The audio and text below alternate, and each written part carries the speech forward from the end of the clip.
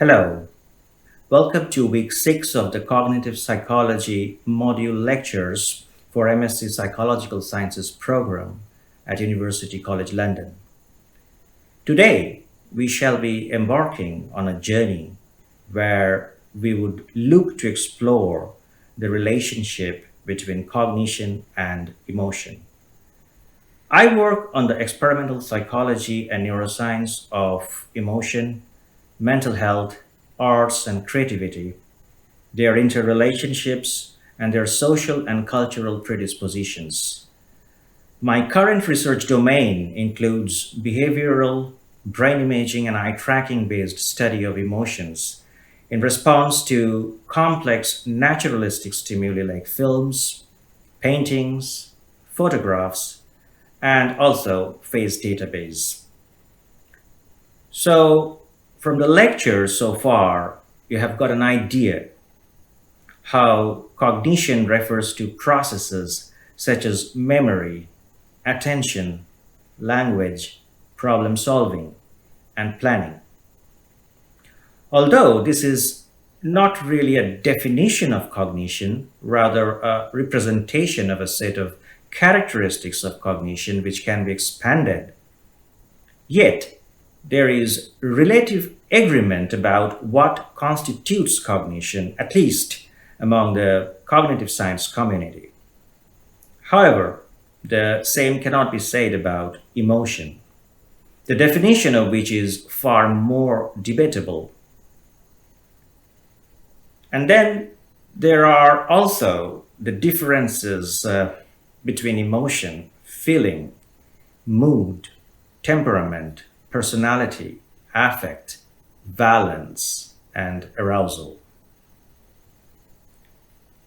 Our exploration here, though, will be primarily on how cognition is related to emotion, based on the broad spectrum of the definitions and trying to understand whether this association is merely an interaction where one primarily helps the other, or whether it is more like a synergy, which is an interaction or cooperation giving rise to a whole that is greater than the simple sum of its parts.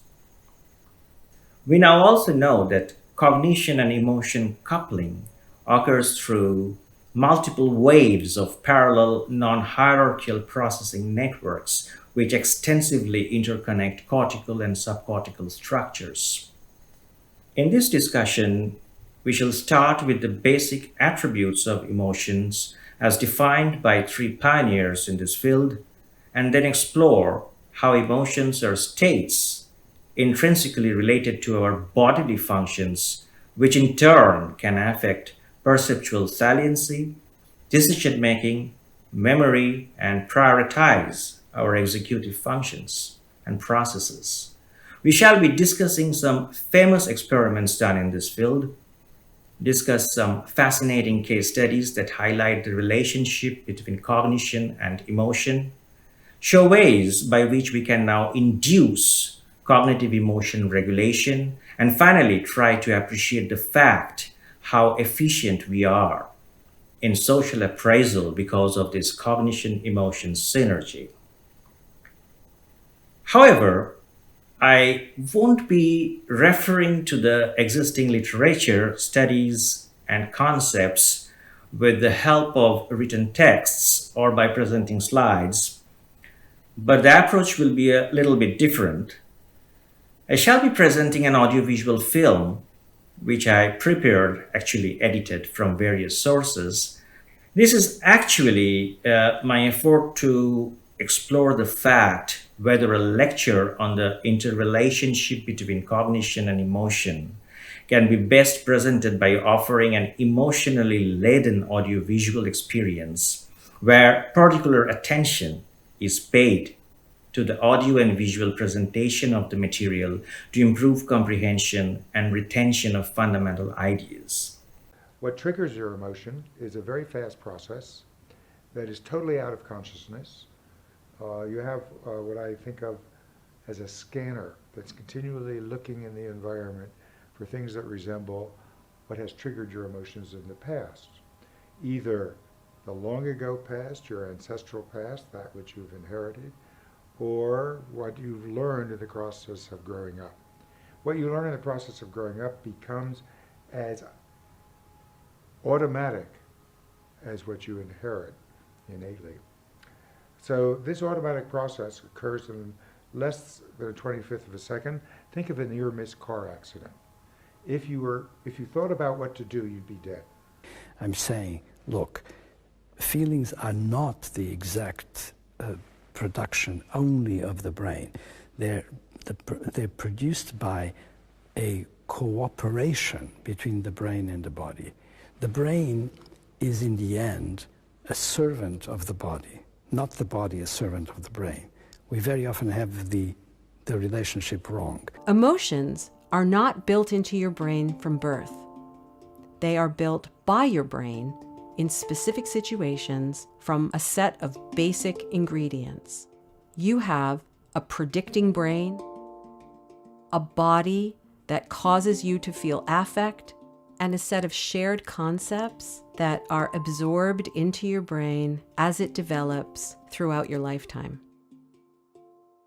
We had an attractive young woman stand on this scary bridge, and every time a young man would walk across by himself, she would stop him and say, "Excuse me." I'm doing an experiment for my psychology class on the effects of exposure to scenic attractions on creative expression. Would you mind filling out this questionnaire for me, please? Here's a pen. Almost all the men agreed to do it. After all, it was an attractive woman asking a man to do something. They didn't want to admit they were scared. And then I have a picture for you to look at. And I'd like for you to write a brief dramatic story based on this photograph. Okay. So the man would write the story, and when he was done, she'd say, Thank you. I appreciate your time. And I would love, I don't have a whole lot of time now, but I'd love to explain the experiment in more detail when I do have more time. So I'm going to give you my number, and then you can feel free to call me. It's at my hotel. Okay. So she would write her name and phone number on the edge of her little sheet, tear it off, and hand it to her. Great. Well, my name's Linda, so Okay. I hope you call me. Okay, Linda. Thanks. Thanks. She stopped 20 men on the scary bridge, and then she stopped another 20 men on another bridge that was a big, heavy, safe bridge, not very scary at all. I'm doing a project for my psychology class on the effects of exposure to scenic Of the attractions. men who met her on the scary bridge, Please fill out this many more phoned her that night than the ones who met her on the safe bridge. The other thing we did is we looked at the stories they wrote. Far more romantic and sexual content when they met the woman on the scary bridge She's embarrassed because her boyfriend wants to marry her. than when they met the very same woman on the safe bridge. I think this woman is a little embarrassed about something that's really not that important at all. Aaron believes that when our heart is pounding in our chest, we unconsciously look for the most attractive explanation. And if an attractive person of the right sex is standing by, then we're happy to assume we've fallen in love.